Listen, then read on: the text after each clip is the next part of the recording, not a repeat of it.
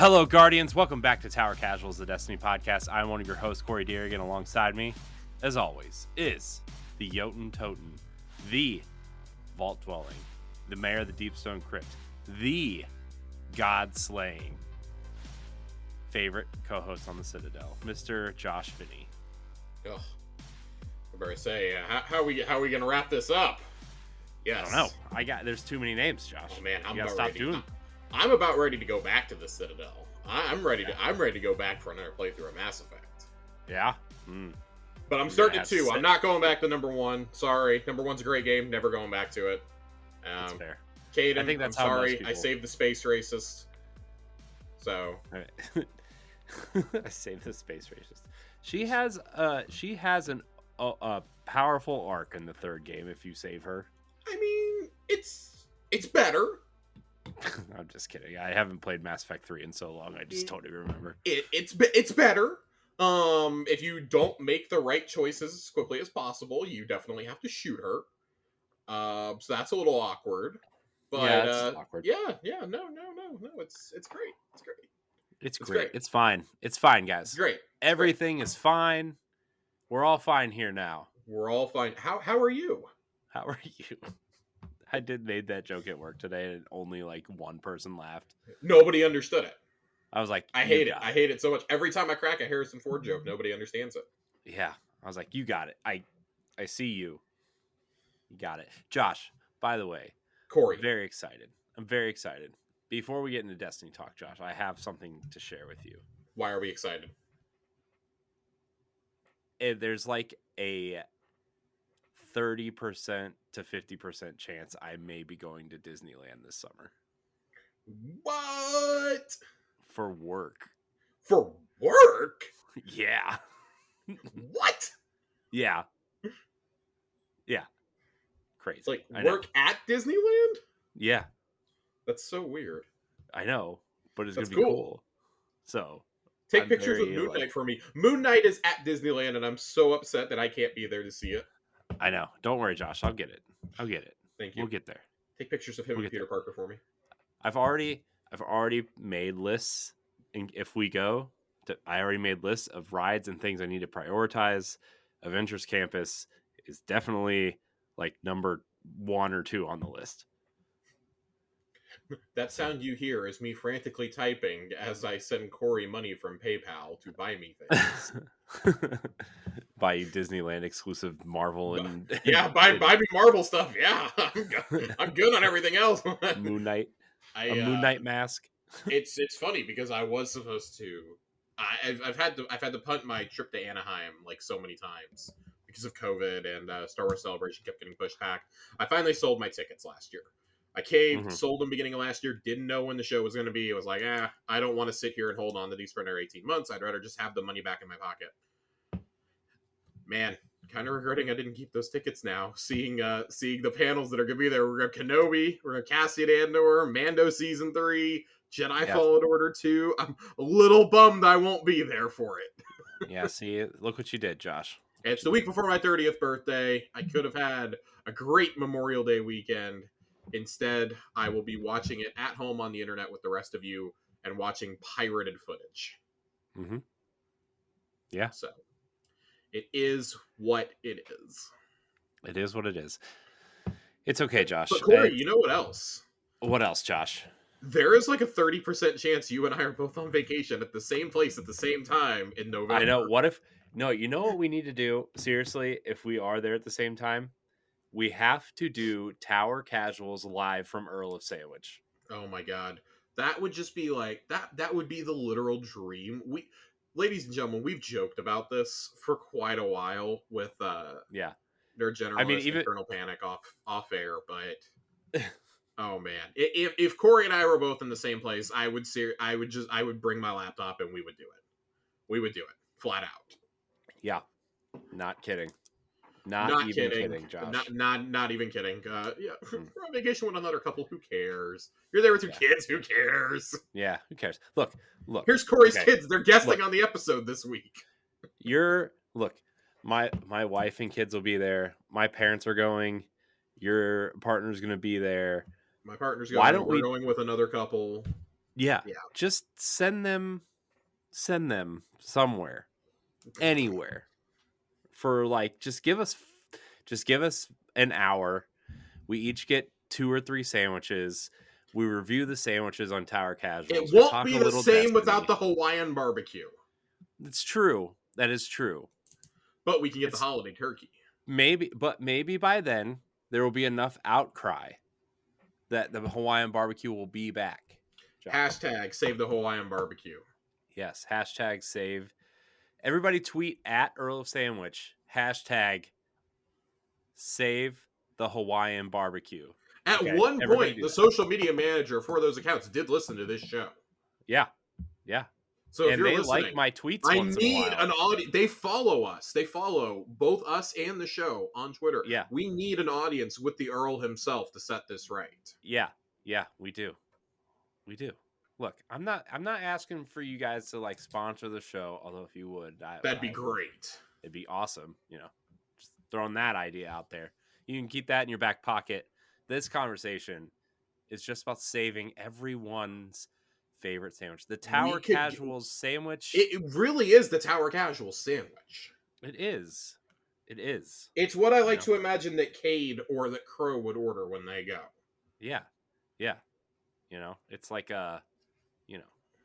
if they order ramen, we order sandwiches. We order the Hawaiian barbecue, and I do like ramen a lot, though. I know, but this is Earl Sandwich we're talking about, Josh. I know. Josh, you realize in the last speaking of Earl Sandwich, you realize in the last 3 months I've been within literal feet of an Earl Sandwich and didn't get one.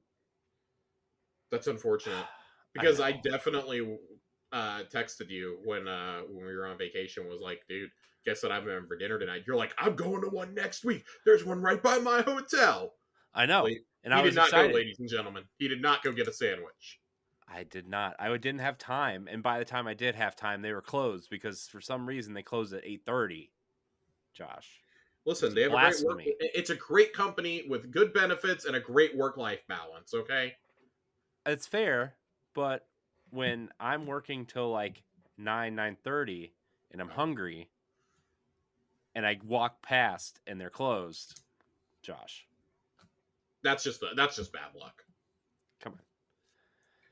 Well, Corey. Anyways, Josh, we're not here to rant and rave about Earl of Sandwich. We'll do that in November. We are here to talk about Destiny. More specifically, Josh, besides the TWAB, the collector's edition pages were published. The secret pages. We should make this really clear. So in the collector's edition, there was this fancy little book, as seen here if you're watching this on YouTube. And there are lots of pages of lore throughout here. It's pretty great. But there were some secret pages of lore that were indecipherable that we had to kind of assemble from the community. And we had to assemble strands and whatnot. It's kind of wild. Everybody had something secret that they had to submit. There were like little glyphs and graphs and everything else.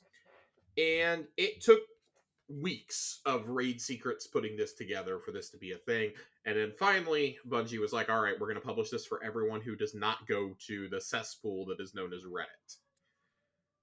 Or more specifically, to raid secrets. So that was great. And in the words of our friends, our friend A1 Johnny, he took a bathroom break at work and was like, I thought that this was just going to be like a normal lore drop like they do on the website. He's like, I had to go back to work. It was so long. This sucker is 8,000 something words long.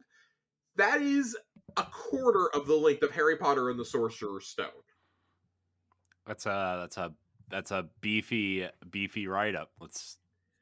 It is an absolutely beefy write-up. So we're going to pull some of our favorite tidbits from that to discuss during Lore Corner tonight. And we're going to discuss like the most unorthodox, wacky Trials weekend I think I may have ever seen. Yeah. Other than the win trading. The win trading is probably like number 2 to this. This is something that I don't even know how this happened, but it sparked a really, really great discussion, I think, with a lot of members of the community and with some more prominent creators from both PvE, PvP, even the lore guys were getting in on it. the dev team was getting in on some of these discussions. It was a lot of really, really good talks. So we want to break down some of those comments and talk about those, and kind of like how do you make it more enticing? Because I think the reward structure is there now, but how do you keep enticing us past like that first or second weekend of the season? So, but as always, Corey, we're gonna start at the top of the show with the TWAB. Let's do it. TWAB. The TWAB. Really, I mean, just really, really simple TWAB this week. Dungeon and raid update. Master Dungeon, Master Vow, or not Dungeon, Master Raid, Vow of the Disciple is going to launch on the 19th. For those of you who've never done a Master Raid before, the power level is going to be 1580. So the seasonal cap will always be plus 30. Yeah. It'll be plus 30 of what the cap is. So not 30 above the pinnacle cap, just 30 above the normal cap. So like I'm hovering right around here, I think, myself. If you add my artifact power in. For challenge hardy players, completing challenges at master difficulty offers progress towards the raid seal, and each encounter completed also has a chance to drop an adept version of a given weapon for the raid. The adept versions look kind of dope. I'm almost like less inclined to get the adept versions of these weapons though, knowing that I can go craft the raid weapons with my own perks now, and my own enhanced perks at that. I would need to see an actual comparison of like how Insidious, for example, stacks up against a crafted one with my two favorite perks that are enhanced. I would need to see how that works out, how Cataclysm maybe works out, Submission. I think those are like the three that I would really want to craft, and I want to see how those are doing. I did craft an Insidious the other night, and I'm really excited to start leveling this sucker up. It's the first weapon I've crafted and actually wanted to keep like all season, that I didn't just say, hey, I'm doing this for a triumph. The challenges really haven't been that bad. I think the one in the Caretaker challenge is just you can only deposit one symbol at a time. So like if you've got 3 or 4 runners and just whoever's not in there is shooting ads, I think you're okay. We did the one on Rolk on Tuesday night, which was just never lose the buff during the dunking phase. Somebody always has to have it, so we were just trading it between like 3 or 4 of us, which is how you're supposed to do it for the double dunk strategy anyways. Just like some really simple stuff. It's actually not, they aren't punishing challenges like they have been in some of them before. Like I think there's one where in VOG where you can only kill Praetorians with supers. What? Or after they're integrating or something. On the Confluxes encounter, that's one of them. Yeah, it's wild. Like the Templar one, sometimes they line up with how you already do it. So like the Templar challenge, for example, is I think it's always block him. You have to block all of his movements, and well, that's how we do it anyways. So especially being able to burn him down, that was super simple. Doing the challenge is always cool when it's that given week, because you can get the bounty from Hawthorne done, but you also get an extra loot drop during that. So, for example, I got double weapons at the end of the raid. I got Lugray's Ruin out of it. The Solar Glaive. I lost the word there for a second. Yeah, Rolk's Glaive. I managed to get that. No exotic, unfortunately, but I got the Glaive. That's all that matters. But who cares about Master Vow of the Disciple? Okay. Old raids and dungeons are coming back, baby. We're freshening up the raid and dungeon experience in Season 17. This is designed to make raid and dungeon content a bit more enticing over the course of a season, while also providing more ways to play when jumping into different activities with friends and clans. We're breaking up the rotator system into seasonal and weekly categories so players can have additional freshness when taking on the weekly hunt for power.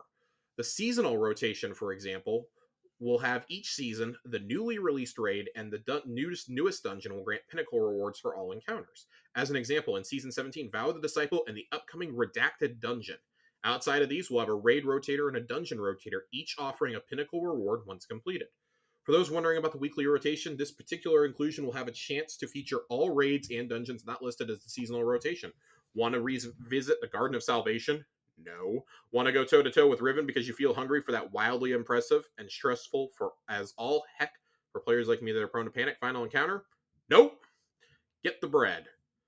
What's different about the rewards, though? For the weekly rotation, completing the final encounter in any of the chosen raids or dungeons will award a pinnacle drop from a weekly challenge. For any raid or dungeon that offers a higher difficulty, such as Master Vogue, that higher difficulty will also be available to select should players be itching for an additional challenge. And so, okay, that's cool, but come on. I mean, I think when we all heard this, we expected, oh, this is going to be like Age of Triumph all over again. It's going to be Age of Triumph. Are we going to get some new armor? Are we going to get some new ornaments? Are we going to get new perk pools on these guns? Nope, we're not getting any of that, but you can now farm. All lockouts on encounter rewards for legendary gear are being removed, which means all legendary drops in both raids and dungeons will be 100% farmable if you so choose. So this is really exciting, in particular for me, I think, with Deepstone. Because I have wanted another succession role for quite a while. I have one good succession role. I've had one good trustee role. Both those took forever to drop for me. Or excuse me, succession dropped really quickly. Trustee took forever to drop. I still don't have commemoration. I have like 23 clears on this fucking raid. Still don't have commemoration. The LMG from Taniks. So when Deepstone comes up, you guys can catch me running Taniks repeatedly, trying to get that stupid LMG to drop. Or trying to get the cape out of the first encounter in Vogue. I'll be banging that out, trying to get that stupid cape to drop. Still don't have that. Have the full armor sets otherwise. I'd see Garden of Salvation being one, maybe like on a particular encounter. That first encounter specifically.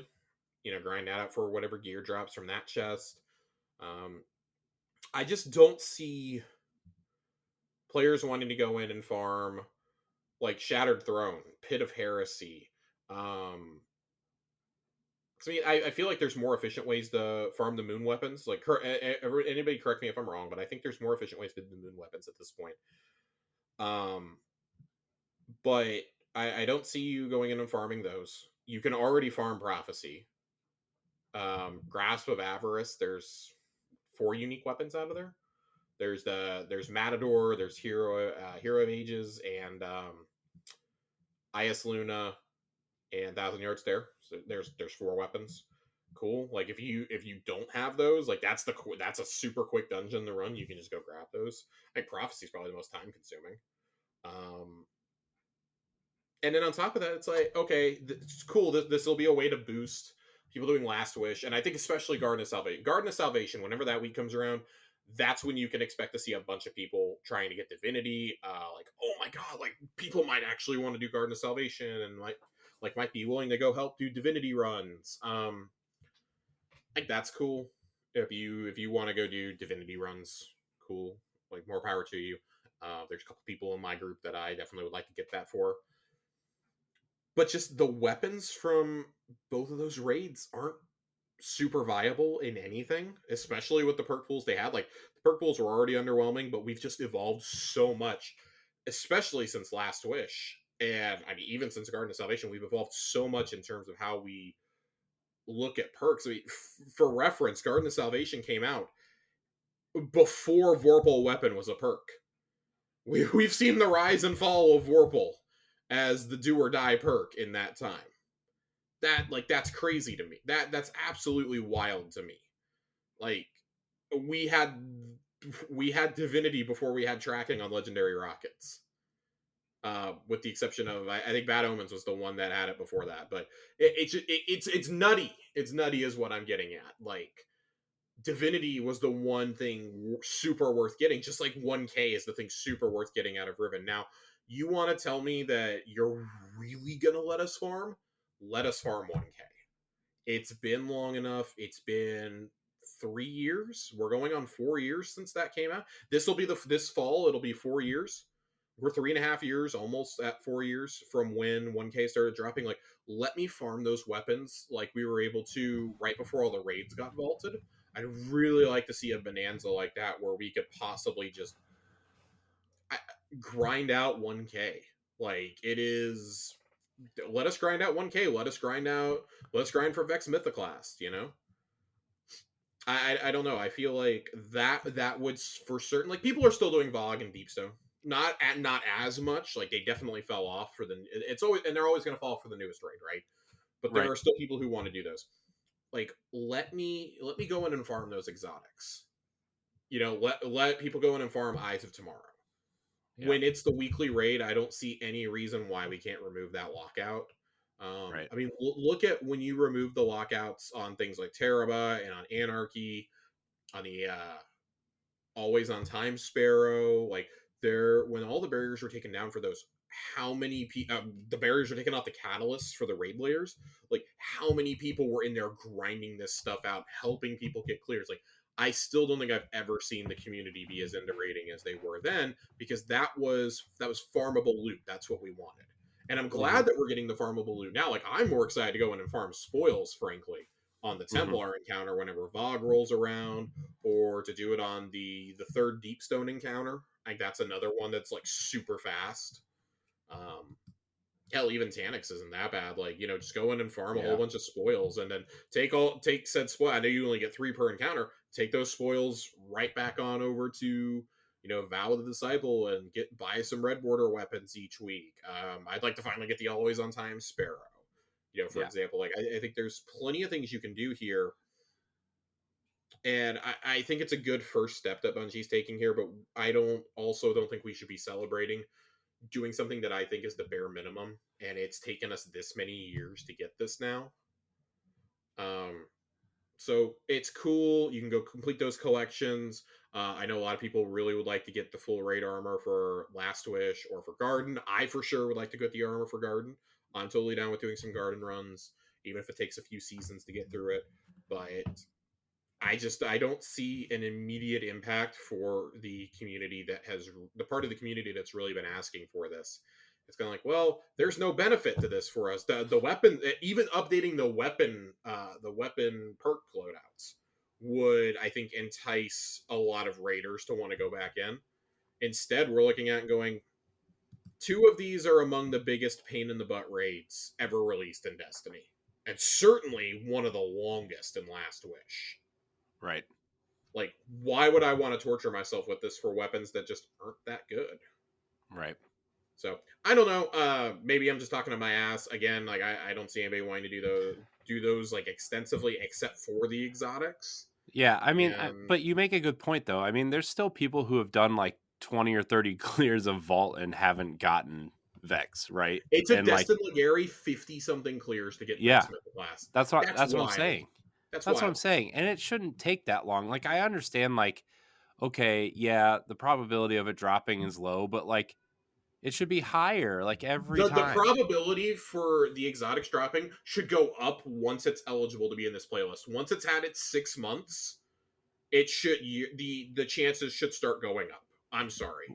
It should. Like, I think the initial drop rate needs to be higher to begin with, or you need to strike a healthy balance between this is an RNG exotic drop and this is a quest exotic. Like, Divinity was so wild. The stats literally show that there are just as many people with Vex Mythic class as there are with Divinity, despite Divinity being out for 2 years longer. Like, do some of this shit as a quest. Give me some extra puzzles to solve inside this raid. I actually really don't mind that. I think that's one of the coolest things about Destiny is they hide puzzles within bigger activities. But, give me the quest beforehand so I could see, maybe keep an eye out for what I need to be doing, and I didn't get into my first run. Okay, well, I'm going to run back through and just do a run to try and get Divinity now. Like, I thought that was such a cool quest and I think, like, especially when it comes to something that's a utility weapon like that, or something that's a legacy weapon like Vex Mythoclast, like, it should be like that. Like, Eyes of Tomorrow, let Eyes of Tomorrow and 1K, let those be RNG exotics, but you need to bump that RNG up. It needs to go way, way up. Yeah. The longer that a raid has been out, I think the more accessible those should become. I'm not saying go throw them in the kiosk, because I do think you need to at least do the raid a couple of times. Like, if you've only and this was my point too. I had a friend who was getting upset that he didn't have Vex. I'm like, you've only done like 5 or 6 runs of Vogue. Like, I get the frustration because you don't have the shiny toy that everybody else has, but dude, like, I was subliminally lucky to get mine to drop when I did. I got mine on my very first clear of Vogue. I got it opening weekend. Cool. I never got it in D1. I never touched that gun in D1. I didn't know a single soul that like lived near me who had it. I never saw it in person. I saw videos online. That was the closest I got to Vexmith class. Like legacy exotics like that, I think should be quest based. Yeah. And I think that's probably a discussion for another time. But especially if you're going to start tying exotics to like, and this is just me speculating. Like, I imagine there will be some sort of exotic pursuit with the dungeons. I can't imagine that there's not, even if it's just an RNG one. But just like, come up with like, I don't know, come up with a healthy medium. Like we were discussing in our Vow of the Disciple breakdown, how John and I just could not believe that Lubre's Ruin was not the exotic. And Collective Obligation was. Like, Collective Obligation probably should have been the Season Pass exotic, in all honesty, because it's all based around Void 3.0. Like, what does that have to do with Rolk? Give me his glaive, which literally is a mechanic in the raid, is somehow not the exotic. Yeah, that's strange. It's just it's weird. It's another baffling decision, but I don't want to dwell on that too long. I've already dwelled on it for way too long. Rotator raids and dungeons coming next season. Go farm them. Go have fun. Prophecy is probably the big one. Prophecy and Deepstone are worth farming. Patch notes preview. There's just a lot of really basic stuff in there.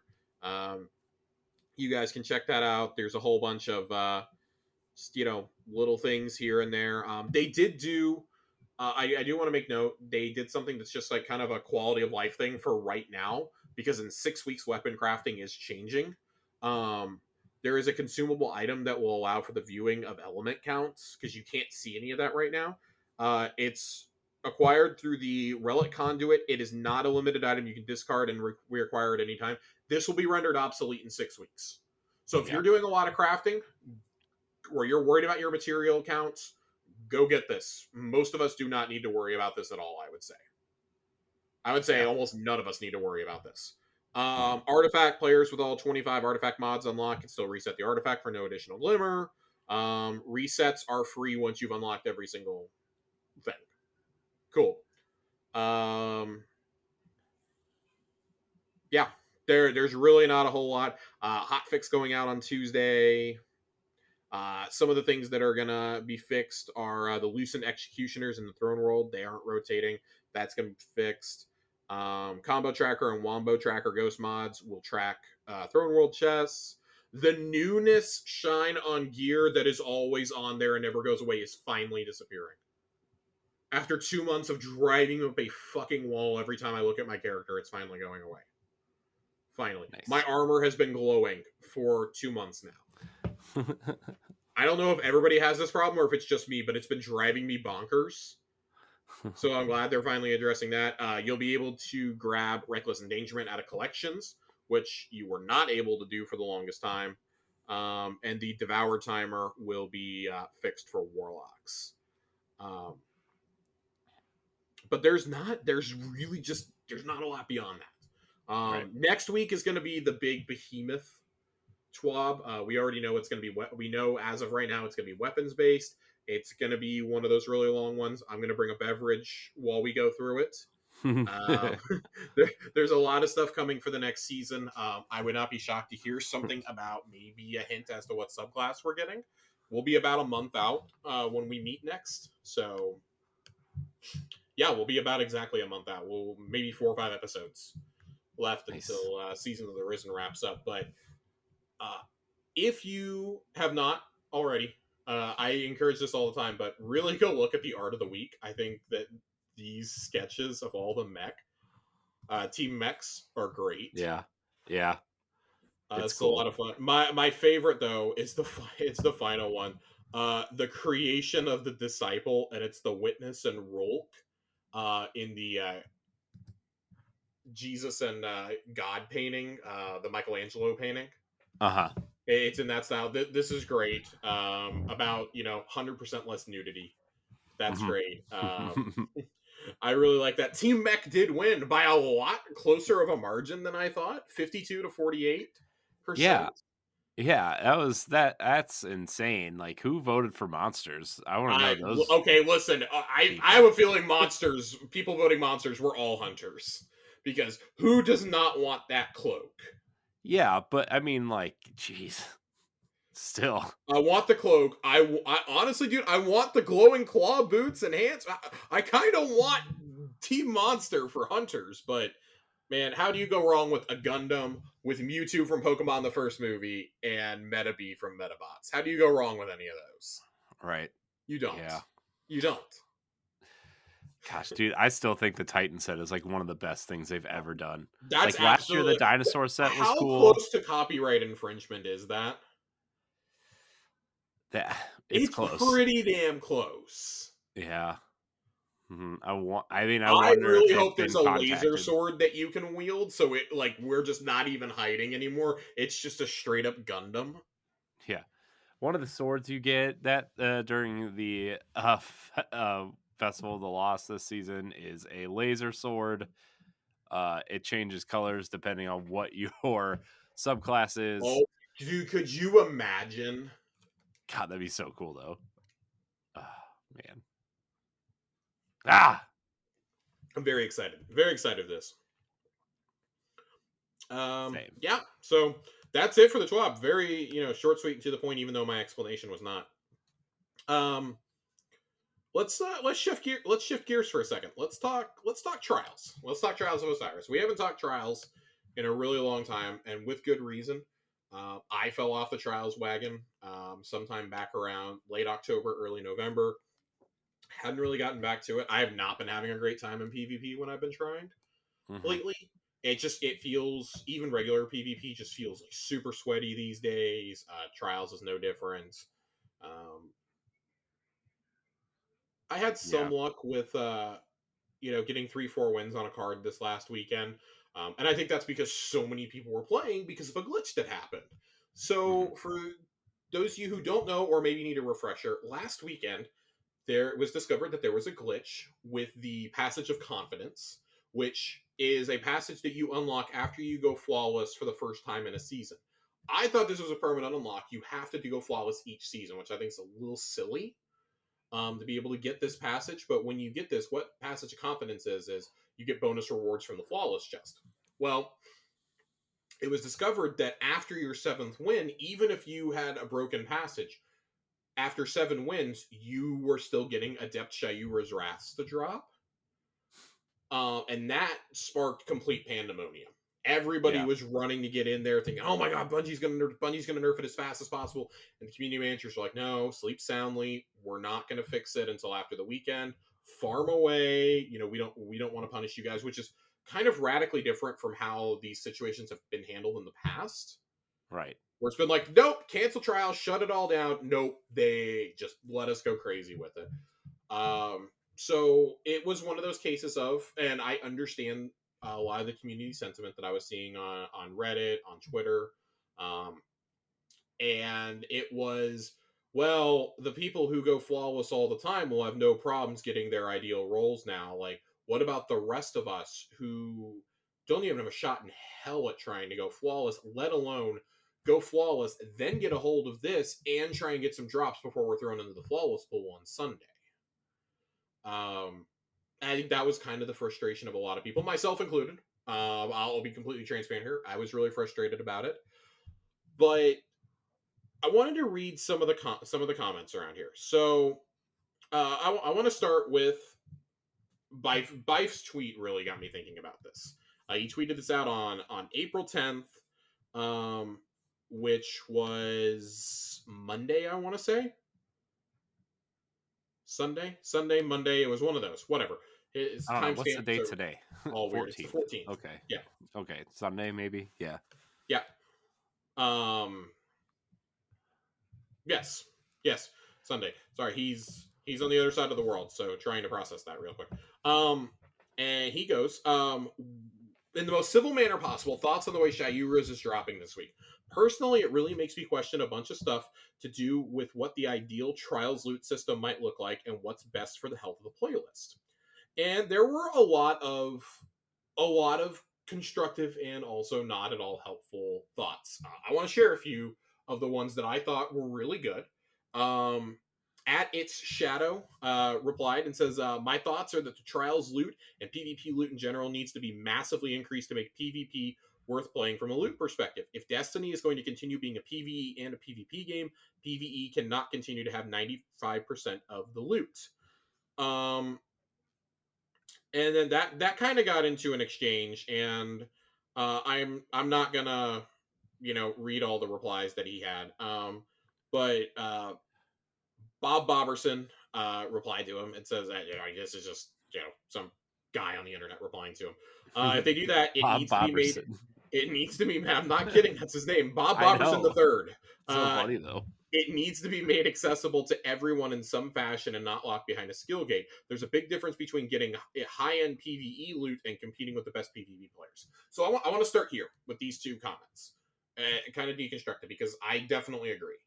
I agree with both of them. Like, I do think that, and I don't know if we're gonna get there this year or not, or if we'll ever get there. Like, I think expecting to get a loot revamp the way that PvE did with the Witch Queen is just, you're fucking high if you think that's ever happening in PvP. I'm sorry. Yeah, I at this point, I've just kind of accepted, until they say otherwise, that PvP is just a thing that exists in the game for people who want to play something competitive that's not serious, right?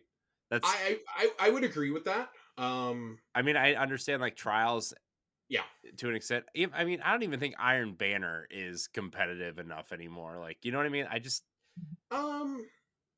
yeah, I mean, so I guess let's start there. Let's start with the health of the PvP in general, right? It has not been great, and PvP has largely been responsible for sustaining Destiny and Destiny 2 during massive content droughts. Okay, like I see a lot of people every week trying to be like, oh, well, nobody cares about PvP. That's the PvE game. And I did have that opinion. I've really come around on the opinion over the last, probably 6 to 9 months, really since Season of the Lost came out, that, man, PvP really did do a lot of heavy lifting. When I think to, how weak some of the seasonal stories were in the past, like Worthy, how much fucking Crucible I played that season. How much I played during, Season of Opulence in between Menagerie runs, Season of the Undying, and when that and Shadowkeep were both underwhelming, how much PvP I was banging out with John and the boys. Like, really all the Shadowkeep year, how much Crucible I played it. I looked at my stats, and that's when I played the most Crucible I've ever played, was during that whole year. And that's probably the most fun I ever had, too. I know that was when all the complaints started, but that's probably when I had the most fun. Trying to chase things like Mountaintop and Recluse. And I'm not saying that we need pinnacle weapons like that, but I do think that if we can look at how Iron Banner every season gets 2 new weapons, for example, but some seasons they've gotten 4 new ones. I don't think it's unreasonable for us to say, okay, PvE has all this awesome loot. Can we have a dedicated PvP loot pool and not just drip feed 1 new weapon into Crucible, 1 new weapon into Trials, along with maybe 1 updated if we're lucky, and then, Iron Banner will get 2 weapons. Like, no, let's get some new Iron Banner weapons. Let's get some new new Trials weapons will help improve the health of the playlist, because more fresh players want to come in and play them. Like, I gotta get the new loot. Like, I thought for sure people would want to go in there and get these new traits that are dropping on the Trials weapons. Like, I gotta go grind out my favorite roles again. Nope. This weekend, though, had the 2nd highest population ever for Trials. That's ever. Crazy. The only week that beat it was the first week Trials returned last year. Right. Right when they kind of announced everything, right? Yeah. Yes. When the new loot system started, that was the only time that it has been higher in Destiny 2's history. That is wild to me. And it was because there was loot that was farmable. So that's where I agree with Shadow. Okay, PvP needs its own loot pool. Totally agree. There need to be some new, we get a couple new Nightfall weapons a season. We get a whole seasonal suite. At least a whole seasonal suite. We usually get some reprised weapons in there. Like, we get new raid. We get new dungeon weapons. Like, let's get another couple of weapons in this Crucible pool. Let's go. You've got some in there because you've drip fed them in there. Let's get a couple more, and then let's start rotating some things out. Once you've got a full pool, then yeah, you could rotate out and do 2 new weapons a season or something. Like, okay, we got 2 new weapons to put in. Let's take out Frozen Orbit and I don't know, whatever came with Season of the Chosen last year. I don't even know what weapon dropped at that point. Like, I can't remember off the top of my head, but take those 2 weapons out, here's 2 brand new ones for you. Like, this is a deeper conversation, I think, than just Trials needs better loot. But to get back to the Trials point, like, how things need to be more accessible, an idea that I kind of had over the weekend was, what if there was a way that, because they've said that they want to incentivize you continuing to play on flawed cards. Mm-hmm. And right now, getting 20 matches and just building up rep, like, yeah, that's fine and dandy. But I consider myself a mediocre PvP player, but I have pretty damn good rolls on just about every single Trials gun at this point. Like, I've been very fortunate to get some great adept rolls.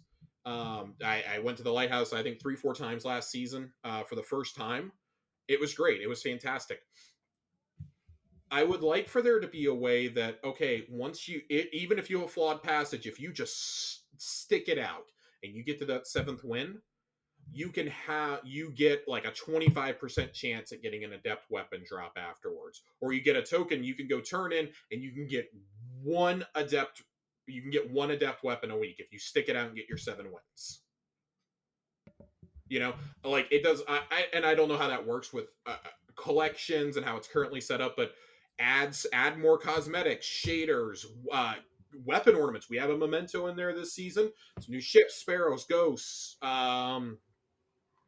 I don't know, like, when I say ornaments, I mean, I'm thinking like exotic ornaments. I'm thinking maybe some legendary ones for some of these Trials weapons, like some special armor ornaments or something. I don't know, like, let incentivize people to want to go flawless still and reward those people who are able to do it. But man, make some of the best loot in the game more accessible, like this, or do this once a month or something, where, like, hey guys, we're not doing it on Passage Confidence, it's going to be on Passage of Mercy. Get your 7 wins, even if you have a flawed passage. You will have a 20% shot at getting an adept weapon at every single win after your 7th. Mm-hmm. That would incentivize me to keep my card and not sit there and reboot it, and do it on like a double Trials weekend to boot. So that way, you're not only getting that, but even if you're losing, you're still getting XP, and the XP gains have got to change. It's got to be improved somehow, because it sucks right now. Yeah, it was cool at first. It's terrible. It's just downright terrible and miserable right now. And I don't think that's a good feeling when you've got something like Summoner back in the loot pool, which has been gone for a year, brand new perk rolls, and you've got Aisha's Embrace, which is a great Void Scout rifle. But people are like, God, I really don't want to go in there. And now you're telling me, like, Reed's Regret with the Vice Stinger trait is now technically the best DPS in the game. You're telling me I got to go grind out another one of these, or be fortunate enough to get another Adept one with the exact right roll? Right. If something is, like, looking like it's going to be meta-defining, and you have enough data for it early in the season, adjust your trajectory, and, like, towards the end of the season, say, hey, you know, when Trials is like at its lowest population for the season, be like, hey, second to last Trials weekend of the season, you know, the Passage of Mercy idea, and hey, it's gonna be Reed's Regret, it's gonna be the Adept version. You've got the 2 PvP traits in there, but you've got that Vice Stinger perk on there as well. Go nuts with it. Go crazy. Right. It's not a perfect solution, because there's always going to be somebody who's like, oh, I was out of town. Like, I had that problem when Trials relaunched. I was in Florida. I didn't get to play it that first weekend when everybody else was like, oh my God, this is the greatest thing I've ever played. Like, thankfully, I still got in some runs after that, but that's when everybody was getting Adept Reeds. And, like, well, fuck me, ? Like, what else are you supposed to do at that point? And not go on vacation, Josh. Not go on vacation, clearly. And I think there's a difference between making it easy and making it accessible. I think those are 2 radically different words. So often we equate accessible with easy, and I think it goes back to the whole Dark Souls argument, right? Well, when you say you want it accessible, you want an easy mode. No, I don't want an easy mode. I want it to be feasible. You still have to work your butt off to get those 7 wins for the average player. Right. Even playing on a flawed card. But I want to continue here with some thoughts, because the next guy we're going to read from, I'm going to share a lot of his thoughts from this week, because I think I think Ascendant Nomad's really been hitting it on the head. He's one of my favorite content creators. He replies to Vive going, as a limited time event, make it about the loot and rework the comp playlist to be the hardcore experience. Trials has always been best when it was a carnival. And I totally agree here. When there are so many people in the playlist having fun, having a good time, trying to get each other some awesome loot. The comp rework is coming in season 19. But what do we do for the rest of the year? What do we do until November when we get that, right? Right. I think that's part of the big question here. And then he kind of continues on. Let me pull the. I want to make sure that I pull these up correctly. Of course, everything's reloading on me right now. He goes, flawless, but it's treated like a challenge instead of a requirement to go to the lighthouse. 7 wins for 1 trip to the lighthouse. Flawless gets you bonus chests when you're there with exclusive loot. Mementos, Ascendant Shard, Ship, Sparrow, previous Trials weapons, previous armor. It could devalue the notion of going to the lighthouse to begin with, but after this weekend, I don't hate the idea as much as I thought I would. In the absence of a true competitive mode, make it about the loot. Everyone potentially wins. So I'm here for it. I'm totally here for it. I have seen more PvP centric players calling for something like this weekend than I ever have before. Because I do think that there needs to be, more loot, but there needs to be more incentive to go to the lighthouse, especially if you start making it easier and easier for us to get the loot. There shouldn't be this feeling of when I finish a match, I get nothing out of it in trials. I should have a chance at an engram or a weapon or an armor piece to drop just out of the blue. Maybe a 15% chance. Okay, yeah. I shouldn't have to go get my 7 wins to then sit there and start farming this shit. Right. Which you can do now. If you get the 7 wins and you keep playing, even if you have a flawed card, you can get engrams, you can get prisms, you can get cores, you can get all that, golf balls to drop, you can get all that stuff. But keep the really exclusive stuff. Remember the outcry around the weapon ornaments when they did them on the exotics during the Trials relaunch, during Season of the Worthy. We had them for the Colony, Ace of Spades, and Outbreak Perfected. And it was like, why is this here? Why can you go buy these things, and why are they not rewards from the Flawless chest? So now I find myself going, okay, I know that you're potentially devaluing your profits, but could you imagine there being a special ornament for the latest raid exotic in there? Right. That you can then take into PvE and brag to your friends about. You're like, oh, look at this. That I think that would incentivize so many people. If the loot is cool and abundant, they will come. This is a loot-based game. And I always see the complaint, oh, well, what about Borderlands? What about Borderlands? Borderlands doesn't have to worry about this. Right.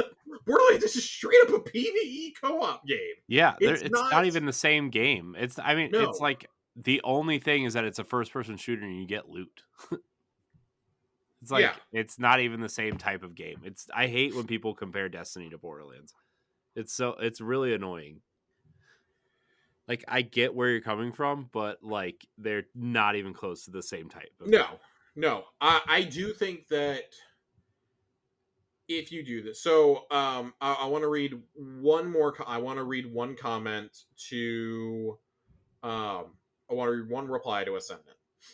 I honestly believe they should introduce. I'm not even gonna say this guy's name because it's so many letters. I honestly believe they should introduce ranked play in place of comp, and then your rank carries over into trials. You can play 1 rank above your rank and 1 rank below. If you play with someone of higher rank, then you play in their ranks. Or you play with somebody, excuse me. You can get rid of the flawless pool at that point. 7 wins and no more than 3 losses gets you an adept weapon. Get loot even when you're losing. You have to play at least 10 ranked matches to get a rank and participate in trials. I do think that would eliminate some of the cheaters and some of the hackers. Because I do think that's been an abundant problem on PC. It's still a problem. It's absurd. It's absolutely absurd. Even with anti-cheat, it's still there. Yeah. I do agree with this, though. Like, nobody should go into trials feeling like they're coming out empty-handed. And especially, like, and I'm not saying, oh, make it a free handout, but it can get really discouraging if you're going in and you're not consistently winning rounds. I'm not talking matches, I'm just talking rounds. it can be really frustrating because then you're not even accruing XP at that point. Right. You get shut out 5-0 or 4 or 5-1 or something. You're getting like maybe 5 XP points. That's 10,000 to reset.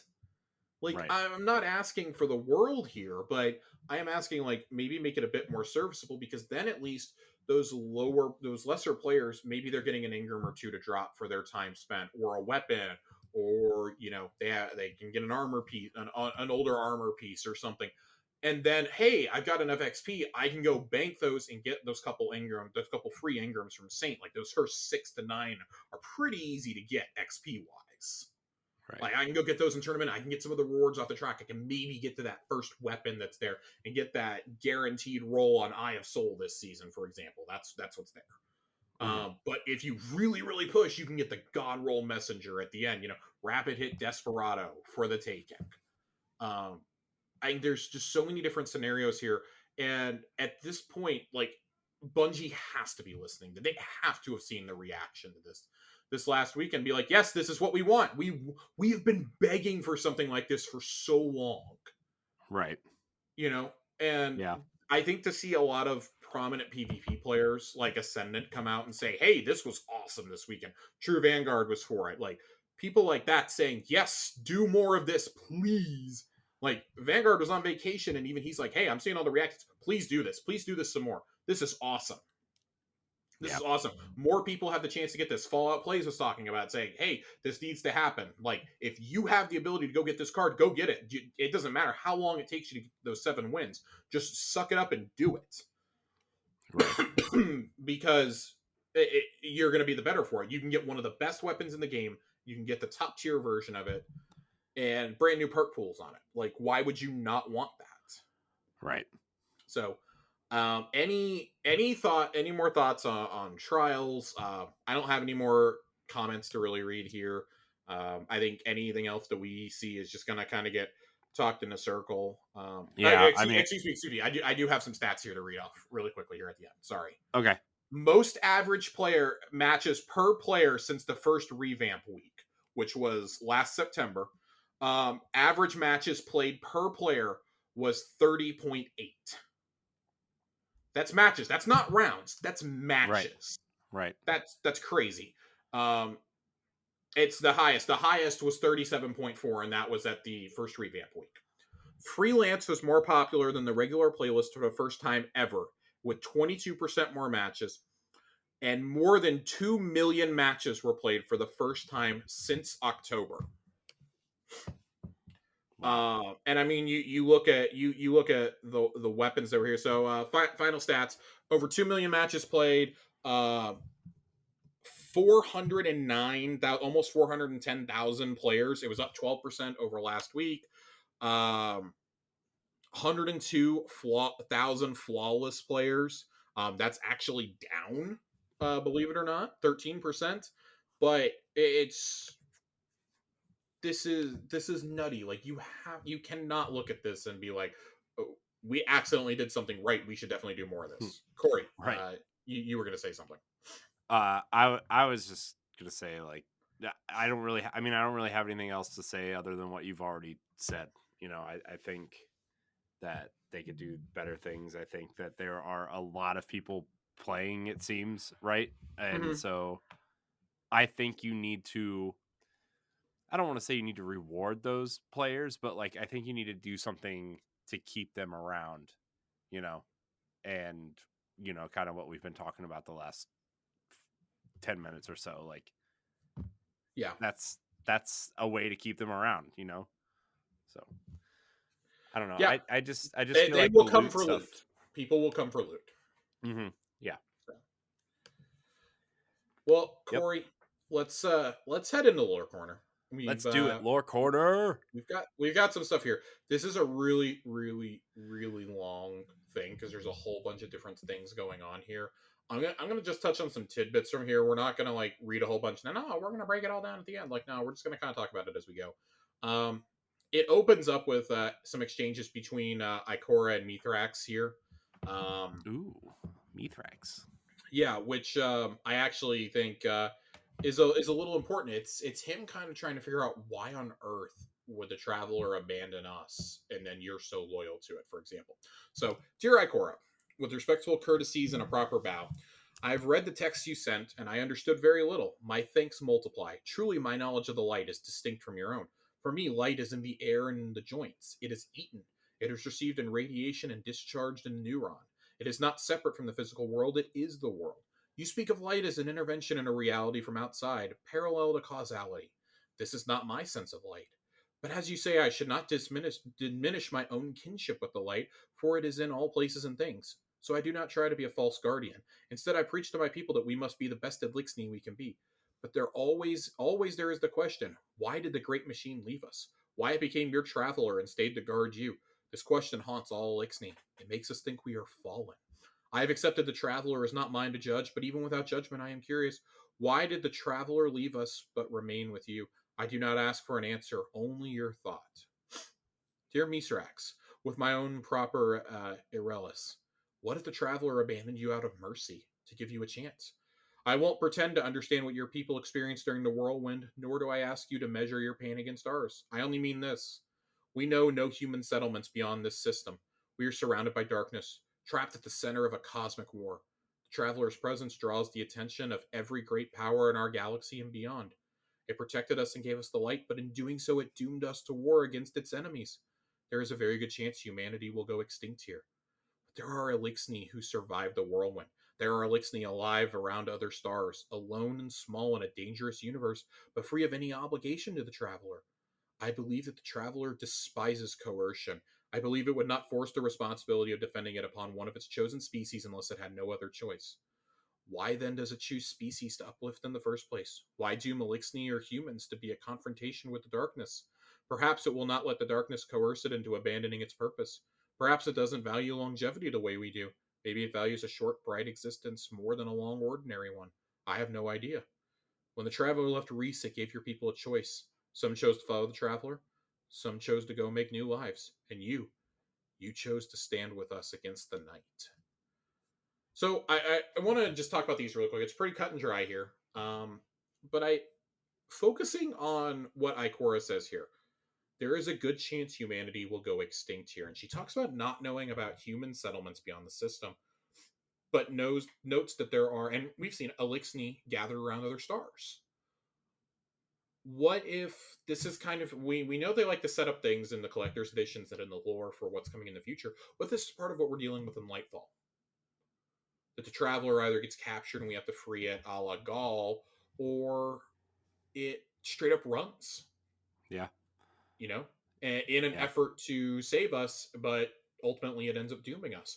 We've long had the theory that we're going to abandon Earth and the last city in Lightfall or in the final even shape. the solar system at the end of Final Shape, right? Like, I mean, I do. Yeah, I 100% think this is setting us up for that. And I do think, I've joked like, oh, well, we're going to leave with Mithrax and, we're going to go see Reese. And I mean, it's not that far fetched. Like, you're telling me there's other Elixni collectives out there.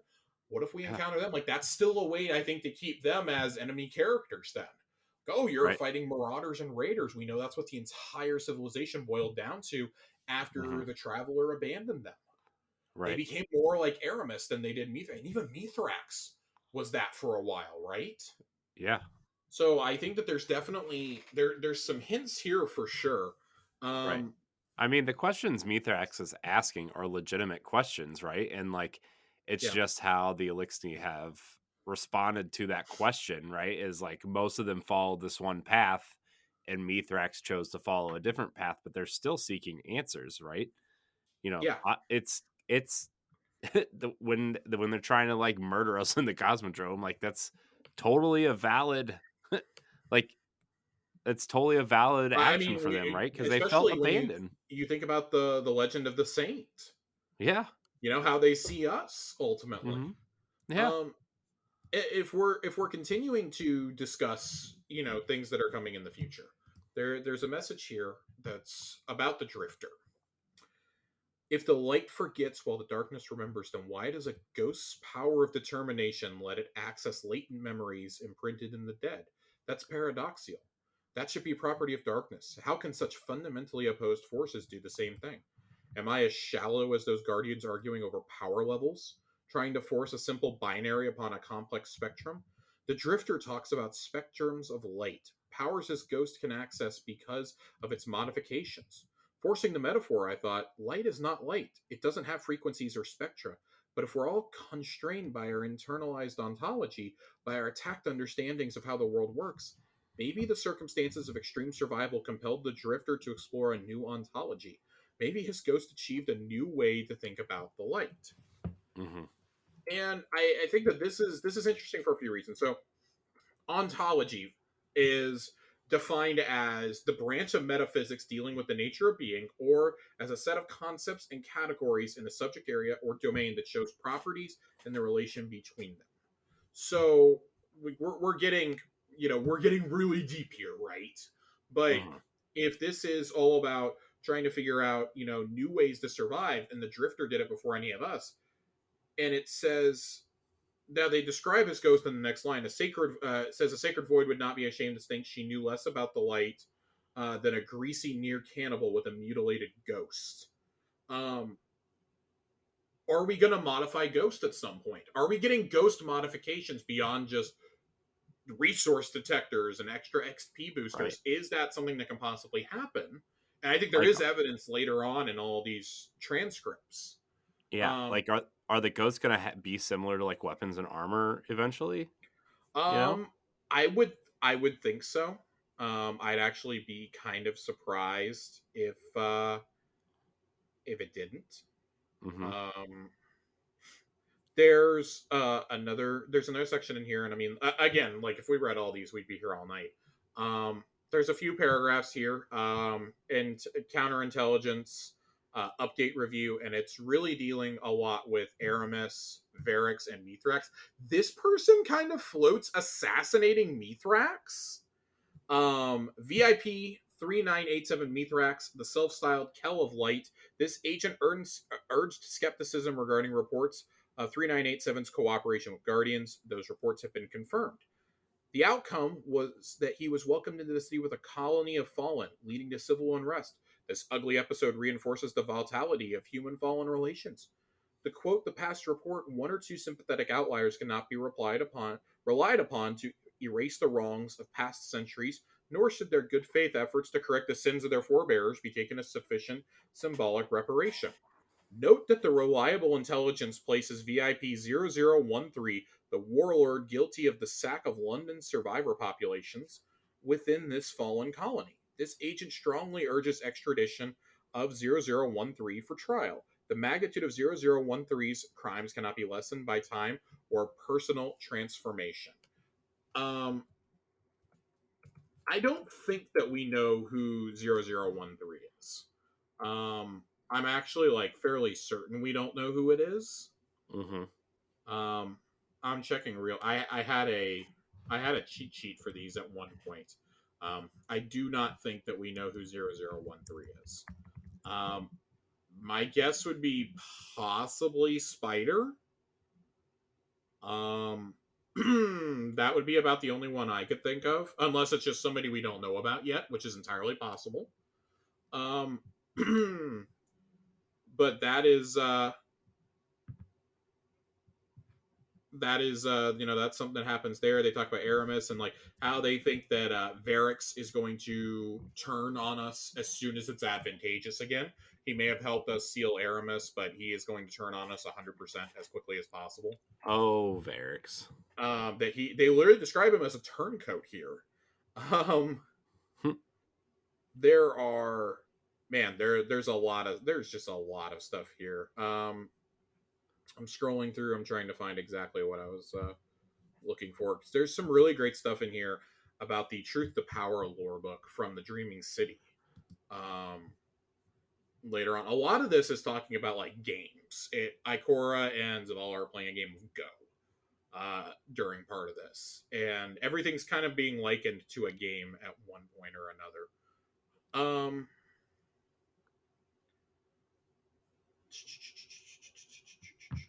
Where is the exact paragraph I'm looking for? Sorry, there's so much here. There's a lot about the gardener and the winnower. There's so much. There's 8,000 words, you said? 8,000 words. Yeah, So, I mean, I'm maybe 2/3 of the way through down now where I'm scrolling. So there is one that's about us. That's about the young wolf that Chalco sends, one of the agents of the Hidden, one of Ikora's agents. You once told me you consider VIP 2014 to be a real friend. We are VIP 2014.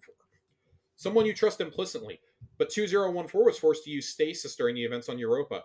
I know he's just one of a number of powerful guardians from the Cosmodrome cohort, but there's no question they're an influence on their peers. I hear gossip that their ghost is overwhelmed sometimes by the need to support a guardian who's taken such huge risks. He tends to minimize his own needs rather than push back. He's barely even confided in other ghosts about his own repeated possession by the intruders. Silence about such an invasive trauma while he's working with a guardian who's consistently forced into close contact with the traumatizer, that worries me.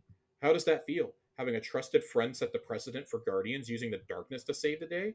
And I know exactly what we are. We're best frenemies with a history of intense mutual hurt and messy reconciliation, leaving a deep tenderness as well as an almost impenetrable knot of scars. What could be simpler? And I I think that this is important. Like this is how other guardians are seeing our guardian. And I do expect this, like we said, a lot of the plot lines are starting to converge. I do think that especially if Savathun is resurrected before the end of the year by Imaru, that we're going to have to deal with some of these questions. Oh yeah, especially if we get another darkness power in Lightfall, which I think is entirely possible, if not pretty much assured. We're going to have to answer to a few people. And Ikora simply responds back to Chalco just saying, one stone, this is the Go board analogy again, one stone can change the whole landscape of the board. Of course, I worry what side played that stone, but Guardians make their own fate. Fuck yeah, they do. That's what I'm talking about. This is ridiculous. This is ridiculous that we're being doubted. We've never doubted no one bot for a second. But I do think that that raises an interesting question that we talked about ghost modifications. I think this kind of furthers the evidence that we may get that. Like, we've never really, if you think about it, we've never dealt with how Ghost feels about all the events of Beyond Light and especially the Witch Queen. You know, you see how mad he is when you're chasing Savathun. Right. You know, you hear that, and it's a little funny because it's so like out of character, and it Ghost almost doesn't sound serious. Like, you killed my friends. Yeah. Like, it's just a little silly, but I think it does point to a deeper issue that we've never really discussed. Like, Ghost is an actual character, even though he's really our unreliable narrator at times. Right. He is an actual character with, you know, feelings, and we've never addressed what happened in Shadowkeep. We haven't addressed Beyond Light. We haven't addressed any of this. I mean, the seasonal events, he's just kind of sat there completely silent watching all of this, right? Right. At what point are we going to have, and I think that has to be saved for Lightfall or for the final. I don't think you can leave it till final shape. I think that has to be part of the story of Lightfall is if we're having to use darkness powers, like say the Traveler flees and we lose access to using the light, and we have to use stasis, and like if the poison vapor subclass is real and we use that, like how us only using that, how does that affect Ghost? Are we going to be forced into an alliance with Savathun at some point? You know, that's entirely possible. With the Lucian Brood, and I think dealing with how Ghost is feeling is going to lead to some really interesting plot lines, because that is something that even in the lore we've really only tapped the surface of how ghosts feel. We feel the resentment of the hive ghosts. You know, we've gone into some of that, and you know, I think Finch still has a role to play in all this too. Oh yeah. If this is the case, I think Finch has to come back into the story. Yeah. Yeah, I don't think he's going anywhere. I don't think he's going anywhere. I think this is an opportunity for, you know, most ghosts are just like, you know, they pop up, but they don't talk in game. You know, Sagiro was a rare exception. Finch is a rare exception. Imaru, like, it's really only been in recent years. And I mean, like, we have evidence of Sundance and Geppetto talking in the lore. They've never talked out loud. Like, Sagiro had a ton of dialogue in the lore, but you know, just what we had in Curse of Osiris, you know, You can only pay Marina Baccarin so much money. Give her more. Yeah, you look at all that, and then I think where we end here, and this is, God, this is a mega exchange. This is the Truth to Power one, and all I'm gonna read on this because I think it's fascinating who wrote it. The head of Dead Orbit, Jalal, has written all these messages to Ikor, and they're going back and forth, just being increasingly snarky with each other, right? I give up. We may have quit the tower, but I still need your help. For 3 years, we've had our best analysts working on the documents slipped to the Guardian via the Queen's Court, the so-called Truth to Power manuscript. All we've got to show for it are burnt fingers and bad arguments. Here's what I believe we know with confidence. The author of all these documents is Savathun. The documents are an extension of Savathun's strategy in the Dreaming City. They're Cyrillic, deceptive, and fond of the "you did exactly as I planned" mantra. There is no encrypted content. Any solvable encryption scheme would have been discovered by the mass scrutiny of ghosts. Therefore, encrypted information is little different from plain text, so there is no purpose to adding solvably encrypted information. Any unsolvable encryption scheme would remain unsolved and is thus equally purposeless. Therefore, the true message of these documents can be obtained simply by reading the text. The true message concerns A, the importance of singularities in Savathun's personal cosmology, and or B, instructions on how to mantle Savathun. We've had ships sweeping the edge of the system for orbiting singularities, but we don't know the mass of the distributary or exodus screen's outward vector at the time the distributary formed. We don't even know if the distributary singularity inherited the exodus screen's vector, leaving it on an escape trajectory into interstellar space, or if it emerged at rest with respect to the sun, meaning it would fall directly towards the sun and pass through it over and over. Add the gravitational influence of the planets, and it could be anywhere by now. We were looking for a microscopic point in a volume larger than the solar system.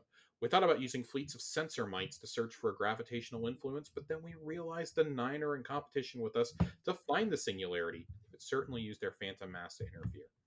Unless it's been right in front of us all along, right in the sky of the Dreaming City. Could they have found some way to harness the singularity, to park it where they can guard it? If so, we must obtain this capability.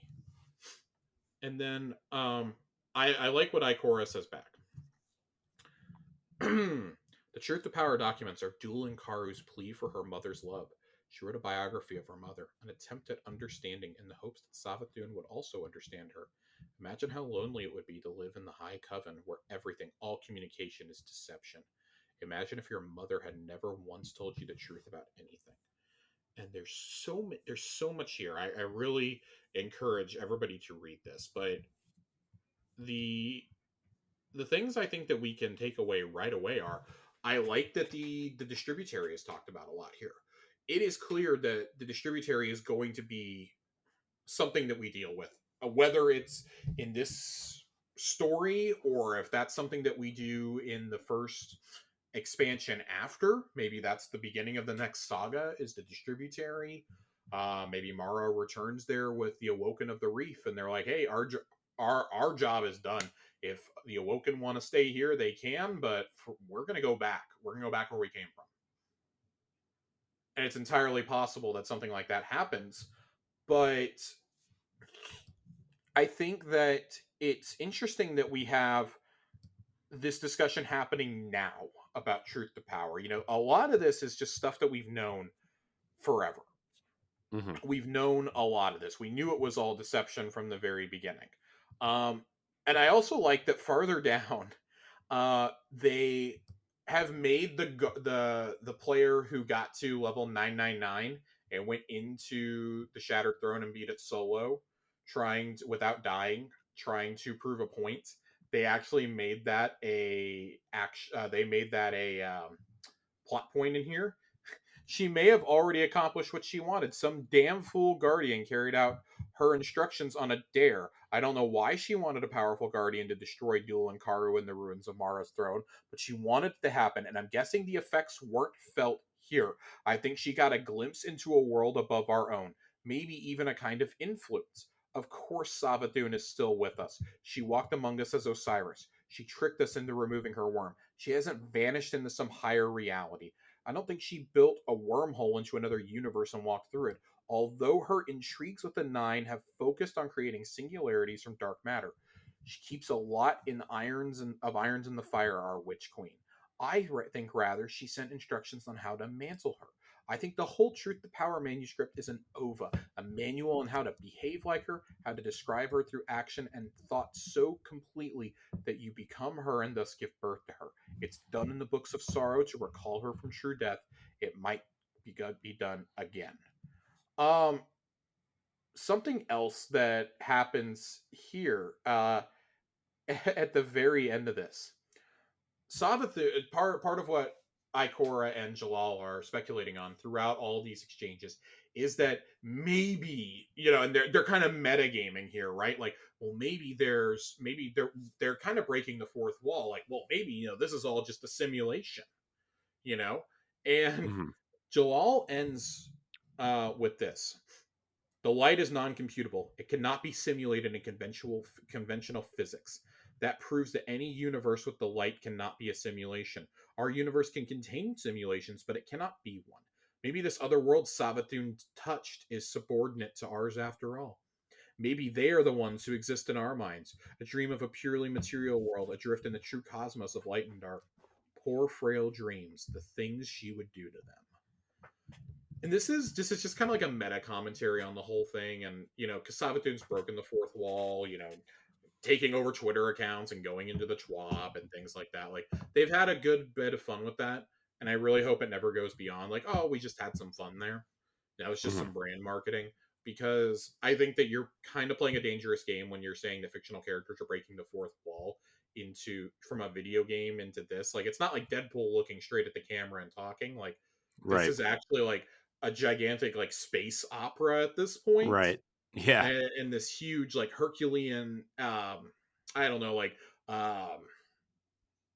Homeric epic, in the vein of the Iliad or the Odyssey, not as eloquent as that, but along those lines, the hero's journey. You. We're on the hero's journey as the young wolf, right? So if we're doing that, like, I don't want it to ever be beyond that. I do like the idea that maybe I don't take the lines that Ikora says about her touching the world above her. I don't take that as her touching our world. Like, yes, we know she technically did that, but I don't take it as that. I take it as touching the world above. Maybe she did touch the distributary because we knew she was trying to get there. Just trying to get into the singularity. Like, maybe she did. Like, maybe there is something happening and we have to go cleanse the hive out of it eventually. I don't know. Like, there's so many wacky things you can do here. What is the true purpose of the 9? Like, we've got 2 expansions left, guys. I'm going to start needing some answers on things that I've wondered about since 2014. Right. So we're going to kind of leave this there. There is so much to unpack here. We touched on like maybe a sixth of what's in here. There's a lot. There's a lot about the psychometer that comes in the collector's edition. There's a lot of tests that are being done, a lot of analysis. There's a lot of really great stuff in here.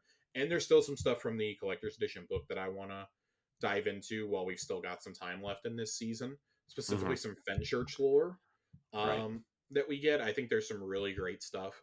But this is metagaming in the absolute most Bungie way possible. Yeah. They've been doing stuff like this since I Love Bees. And they've only gotten more complex in the last 18 years. Yeah. So there could be a load of nothing in here. These could all be signs of what's to come, or maybe things that are still years away. They like to tease what's coming down the pipeline in the lore, though.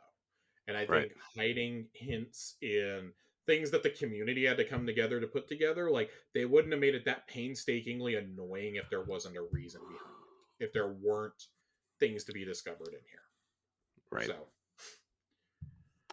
So you're right there, Josh. I'm all right there. We have one more thing to do before we get out of here. We had a question come in tonight. We did. Right before we started recording. If I can get my page to ever open up. Screw it. I'll do it on my phone. I'll do it myself. I'll do it myself. Yeah. My laptop is like, no, you're trying to do too many things at once. Yeah. Dude, my laptop I can hear it chugging right now. My laptop will not stay on unless it's plugged in. I mean, it's a 2014 MacBook. It's had its run. Farewell, old chap. Yeah. Well, not yet. I need to figure out this how comes I'm in going to from get a new Andre. Yeah, this comes in from Andre. Top tier favorite moment of the season so far. So season of the Risen. Corey, I'm going to let you go first on this one. I mean, I think it has to be the whole Valis Forge scene, right? I mean that's what makes sense for me, at least, right? Where Crow messes up and Saladin takes the fall, and he becomes Valis Forge, and that whole scene, and then obviously Zavala is ready to like fight back, but then so the wild thing here is he's Brachus Forge, and then they promote him to Valis. Yeah, he gets promoted. Yeah, this is wild. I agree. There's nothing that tops that. That whole cutscene, the lore piece about Crow, the one that we get as a follow up from Saladin, the message that Saladin leaves us, and I think the lasting image of seeing the axe and the Iron Banner pendant sitting next to the war table, like that, all just kind of, I think, combines together to take something like, we don't have to have some 9-10 week epic. Sometimes you can tell a more effective story in 4 to 6 weeks. Yeah. I mean, we always go... That's my moment. That's absolutely my moment. Yeah. I mean, we always go back to the scene where Zavala finds out who Crow used to be, right? And he still helps him up, right? This is kind of up there with that for me. Like, it's just such a powerful moment. And, like, those cutscenes are, what, 5 minutes long, maybe? You know? We've gone whole seasons that didn't tell a better story. A lot of seasons. I think the cutscene is powerful on its own, but I think really, and this is what I was trying to get across in our lore readings from them. Pages 4 and 5 of the Quintessence book really, really, really enhance the understanding of that scene, I think. Because you understand why Crow was on the ground screaming when we walk in the door, but then you understand the gravity of Saladin's sacrifice also, that he keeps getting challenged to rights of proving aboard the ship. And it's basically like he's asking Kaido, please tell them to stop challenging me, like I'm so tired of killing them, essentially. And she was like, nope, you're a Valis now. And it's like, oh shit, he's already got a promotion. Even the dialogue in game changes after that in the Psyops Battlegrounds. Zavala literally, if you do the Cosmodrome one, you can get a line of dialogue at the end of it where Zavala tells Saladin, you would tell me if I needed to come rescue you, right? And Saladin says, fear not, I'm safe, my old friend. And it's just like, oh my god, it's this moment that we've waited for so long for these two to actually have a relationship, and now one of them is off with the other's booty call. So about that. The fact that Saladin goes from not trusting the Cabal this time last year to now being on the War Council as a Valis. Like, if I don't get a scene in the final shape or in Lightfall of him holding his axe and leading them into battle, we have been gypped as a fan base. I want Saladin to add horns to his helmet. Dude, I really, really hope that he has a new set of armor when he shows up for the Iron Banner rework next season, saying that Keitel had some ideas on how to improve the banner. Yeah. I'm so curious for what that means. Yeah. Gosh, I think the fact that we can sit here and have these conversations is evidence enough that is just such a great plot line. What if they merge like the wolf motif with like Cabal armor? Dude, what if the wolf motif is Cabal dogs for a season? What if? So you know how the ornaments look this season, right? The Scion kind of looking thing. Yes. What if they made like a robotic wolf set that kind of looked like the Scions with a wolf kind of motif going on?